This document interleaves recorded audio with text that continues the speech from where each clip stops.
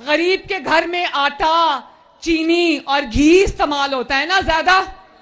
वो भी वक्त था जब रोटी 2 रुपए और फिर 5 रुपए की मिलती थी। आज रोटी कितने की मिलती है?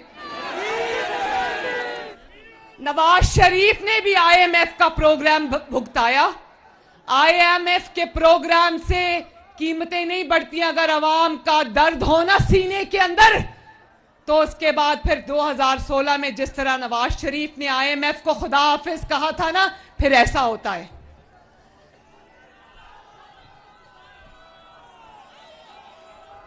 और एक मुआहिदा मुल्तान के भाइयों बहनों, एक मुआहिदा आईएमएफ के साथ इमरान खान भी करके गया।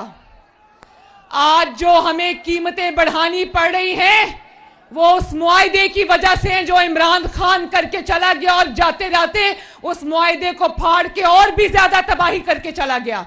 आज आईएमएफ हमें कहती है कि इमरान खान ने जो धोखा दिया उसकी वजह से हम आपकी बात नहीं सुनेंगे, पहले कीमतें बढ़ाओ उसके बाद पैसे देंगे।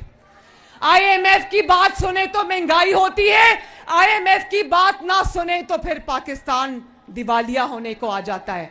हमारे हाथ इस आईएमएफ के मुआहिदे ने बांधे हैं, लेकिन इमरान खान को तो नवाज शरीफ से तरक्की करता हुआ पाकिस्तान मिला था ना, वो उसको खंडर में तब्दील करके चला गया।